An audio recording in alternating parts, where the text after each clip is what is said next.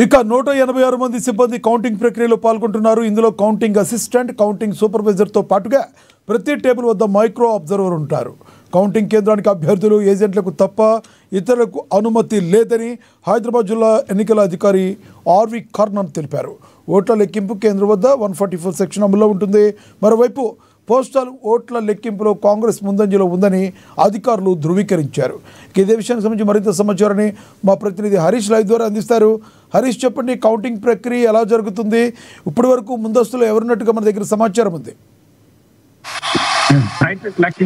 ఏదైతే జూబ్లీహిల్స్ బైపోల్ కి సంబంధించి కూడా కాంగ్రెస్ పార్టీ ముందంజలో కొనసాగుతా ఉన్నది. ఇక ముందుగా ఏదైతే పోస్టల్ బ్యాలెట్లకు సంబంధించి కూడా ఓట్లను లెక్కించారు. దాంట్లో కాంగ్రెస్ పార్టీకి సంబంధించి కూడా ఆధిక్యంలో ముందంజలో కొనసాగింది. ఇక మొదటి రౌండ్ కు సంబంధించి కావచ్చు కాంగ్రెస్ పార్టీ ముందంజలో ఉంది. రెండో రౌండ్ కి సంబంధించి కూడా కొనసాగుతున్న పరిస్థితి అయితే కనిపిస్తుంది. ముందుగా షేక్పేట డివిజన్ నుంచి కూడా ఈవీఎం సంబంధించి కూడా ఏదైతే కౌంటింగ్ కొనసాగుతా ఉన్నది. రెండో రౌండ్ కు సంబంధించి కూడా కౌంటింగ్ కొనసాగుతుంది. ముందుగా ఈవీఎంలకు సంబంధించి కూడా 101 సంబంధించి కూడా ఓట్లు పోల్ అయ్యాయి. దాంట్లో కాంగ్రెస్ పార్టీకి సంబంధించి నవీన్ యాదవ్ కు 39 ఓట్లు, అలాగే బీఆర్ఎస్ అభ్యర్థి మాగంటి సునీతకు 36 ఓట్లు, అలాగే బీజేపీ అభ్యర్థి లంకల దీపక్ రెడ్డికి సంబంధించి కూడా 10 ఓట్లు ఏదైతే పోస్టల్ బ్యాలెట్ లో పడడం జరిగింది. ఇక మొదటి రౌండ్ కి సంబంధించి కూడా కాంగ్రెస్ పార్టీ ముందంజలో కొనసాగింది. మొదటి రౌండ్ లో 8,926 ఓట్లతోని నవీన్ యాదవ్ ముందంజలో ఉన్నారు.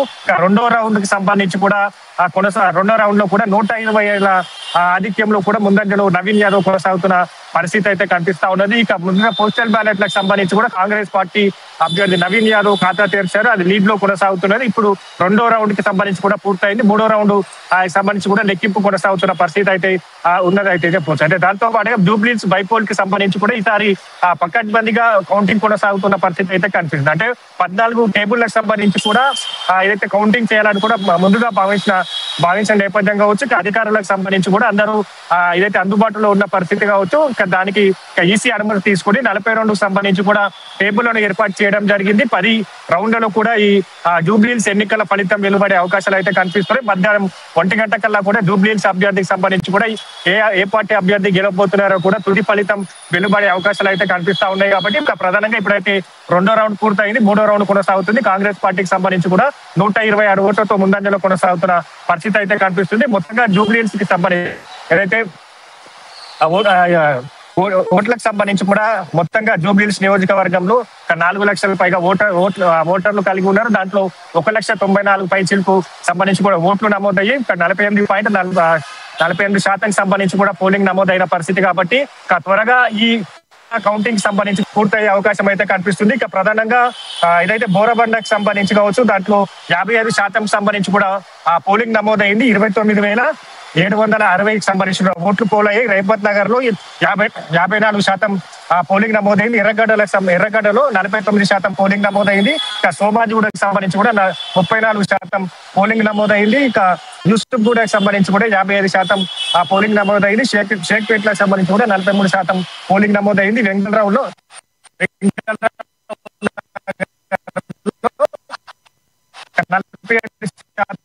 పోలింగ్ నమోదైన పరిస్థితి అయితే కనిపిస్తా ఉన్నది. మూడో రౌండ్ నుంచి కూడా కాంగ్రెస్ పార్టీ నవీన్ యాదవ్ ముందంజలో కొనసాగుతున్న పరిస్థితి అయితే ఉన్నది. మొత్తంగా ఈ పకడ్బందీ ఏర్పాట్లు అయితే చేయడం జరిగింది. ఇక ముందుగా ఏదైతే ఈవీఎంలకు సంబంధించిన కౌంటింగ్ కొనసాగుతుంది. ప్రతి కౌంటింగ్ టేబుల్ వద్ద కూడా ఇక మైక్రో అబ్జర్వర్లు కావచ్చు, మీడియాకు సంబంధించి కూడా సీసీ కెమెరా నిఘాలో పోలింగ్ కొనసాగుతున్నది. ఇప్పటికే ఏదైతే నవీన్ యాదవ్ కాంగ్రెస్ పార్టీ అభ్యర్థి నవీన్ యాదవ్ సంబంధించి కూడా ధీమా వ్యక్తం చేశారు.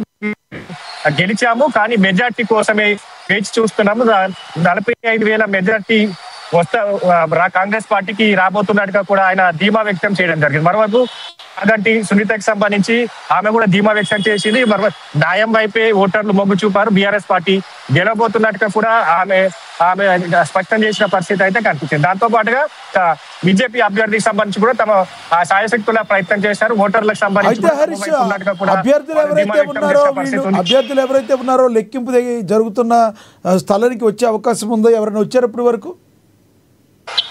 రైట్, ప్రధానంగా అభ్యర్థులకు సంబంధించి కావచ్చు ఏదైతే నవీన్ యాదవ్, మాగంటి సునీత, అలాగే లంకల దీపక్ రెడ్డికి సంబంధించి కూడా కౌంటింగ్ ని పరిశీలిస్తా ఉన్నారు. ముందుగా కాంగ్రెస్ పార్టీ అభ్యర్థి నవీన్ యాదవ్ ముందుగా ఏదైతే కౌంటింగ్ కేంద్రానికి చేరుకోవడం జరిగింది. ఇక కౌంటింగ్ కి సంబంధించిన తీరు కావచ్చు, అక్కడ ఏదైతే పోస్టల్ బ్యాలెట్ల లెక్క పెడుతున్న తీరు కావచ్చు, ముందుగా పోస్టల్ బ్యాలెట్లకు సంబంధించి కూడా అభ్యర్థులకు సంబంధించిన డివైడెడ్ చేశారు. దాంతో పాటుగా కాంగ్రెస్ పార్టీకి సంబంధించి 39 ఓట్లు పోస్టల్ బ్యాలెట్ లో రావడం జరిగింది. ఇప్పుడు రెండో రౌండ్ లో కూడా కాంగ్రెస్ పార్టీ ఆధిక్యంలో కొనసాగుతుంది. ఇక మూడో రౌండ్ కొనసాగుతా ఉన్నది కాబట్టి దాదాపుగా 5 రౌండ్ల తర్వాత కూడా ఏదైతే ఒక మ్యాజిక్ ఫిగర్ చేరుకునే అవకాశాలు అయితే కనిపిస్తాయి. ఎందుకంటే ఇక 42 టేబుల్స్ కాబట్టి 10 రౌండ్లోనే పూర్తయ్యే అవకాశం ఉంది. ఇప్పుడైతే మూడో రౌండ్ కూడా పూర్తయ్యే అవకాశం అయితే కనిపిస్తా ఉంది. మరి కాసేపట్లో మూడో రౌండ్ కూడా పూర్తయ్యే అవకాశం ఉన్నది కాబట్టి ఇక మధ్యాహ్నానికల్లా కూడా జూబ్లీహిల్స్ ఉప ఎన్నికకు సంబంధించి కూడా అభ్యర్థి ఎవరు గెలుస్తారనే పైన కూడా తుది ఫలితం వెలువడబోతుంది. ఎందుకంటే పోటాపోటీ ప్రచారాలు నిర్వహించారు. జూబ్లీహిల్స్ కి సంబంధించి కూడా టగ్ ఆఫ్ వార్ నడిచింది. ఇక కాంగ్రెస్ వర్సెస్ బీఆర్ఎస్ అని చెప్పొచ్చు. ఇక ప్రధానమైన ఎజెండాతో ప్రచారాలు నిర్వహించారు. కాంగ్రెస్ పార్టీకి సంబంధించి అభివృద్ధి కార్యక్రమాలు, డెవలప్మెంట్ నినాదాన్ని తీసుకుంది.